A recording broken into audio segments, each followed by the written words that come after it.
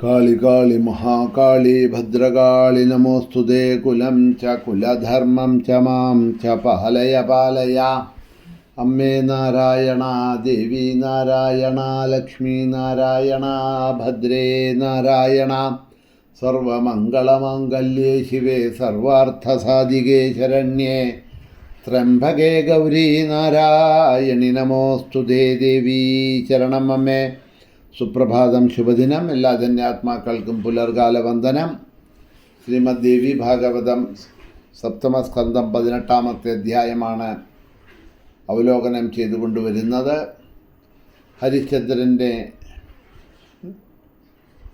ഹരിചന്ദ്രനിൽ വൈരമുണ്ടായ വിശ്വാമിത്രൻ തൻ്റെ തപശക്തി കൊണ്ട് ഒരു സുഗര രൂപത്തിലുള്ള അസുരനെ സൃഷ്ടിച്ചതും ആ അസുരൻ വന്ന് ഹരിചന്ദ്രൻ്റെ രാജ്യത്തിലെ ഉദ്യാനങ്ങളെയെല്ലാം നശിപ്പിച്ചതും പേടിച്ച് ഓടി വന്ന ഭടന്മാർ പറഞ്ഞത് കേട്ട് അവനുമായിട്ട് യുദ്ധത്തിന് പോയ ഹരിചന്ദ്രൻ അവനുമായി യുദ്ധം ചെയ്യുന്ന ഭാഗങ്ങളുമാണ് അവലോകനം ചെയ്ത് ഇന്നലെ വന്നത്.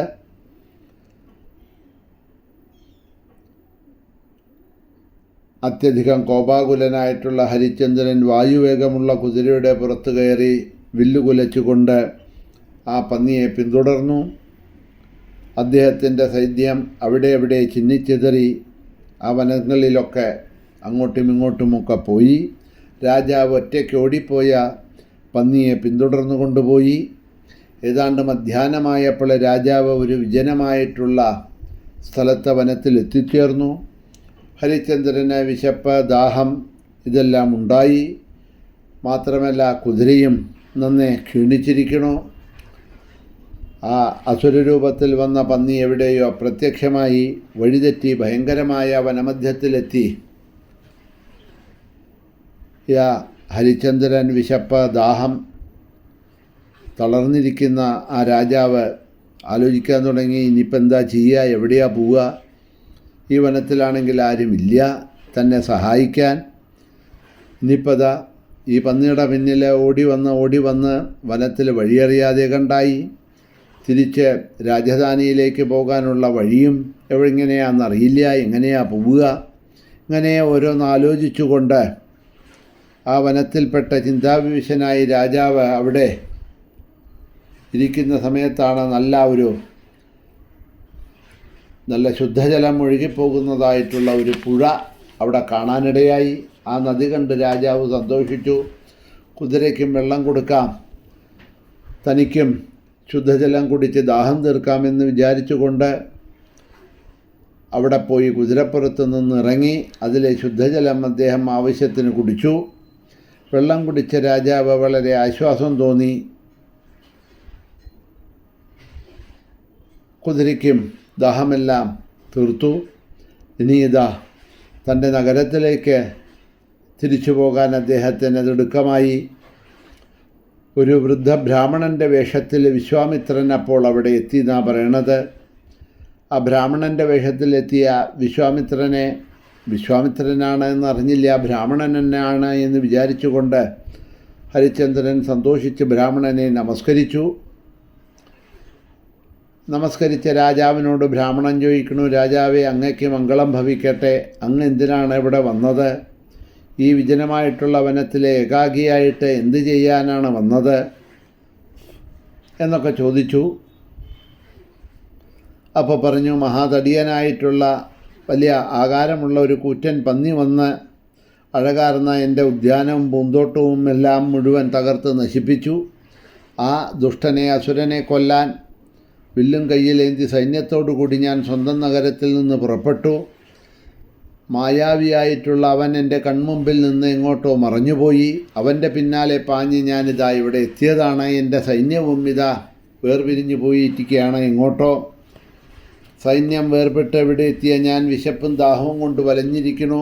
പട്ടണത്തിലേക്കുള്ള വഴി ഏതാണോ, എൻ്റെ സൈന്യങ്ങൾ എവിടെയാണോ, ഇതൊന്നും ഇപ്പം എനിക്കറിയില്ല. നഗരത്തിലേക്ക് പോകാനുള്ള വഴി ഏതെന്ന് കാണിച്ചു തരൂ. എൻ്റെ ഭാഗ്യം കൊണ്ടാണ് ഈ വിജനമായിട്ടുള്ള വനത്തിൽ എനിക്ക് അങ്ങയെ കാണാൻ കഴിഞ്ഞത്. അയോധ്യാധിപതിയും ആയിട്ടുള്ള ഹരിചന്ദ്രനാണ് ഞാൻ.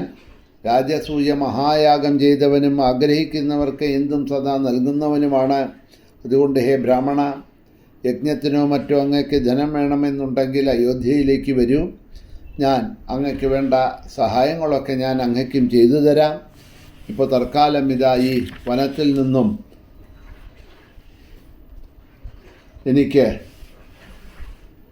രക്ഷപ്പെട്ട് എൻ്റെ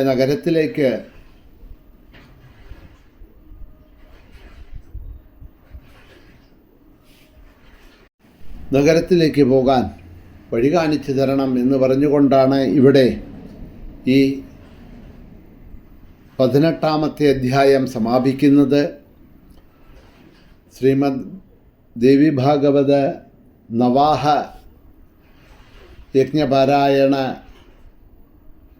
വിധിയനുസരിച്ച് 6-ാമത്തെ ദിവസത്തെ പാരായണമാണ് ഇവിടെ.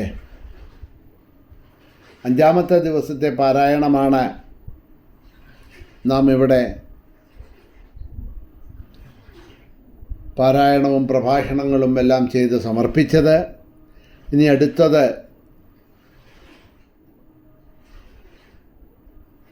7-ാം സ്കന്ധത്തിലെ 19-ാമത്തെ അധ്യായം മുതലുള്ള അധ്യായങ്ങളാണ് തുടങ്ങുന്നത്.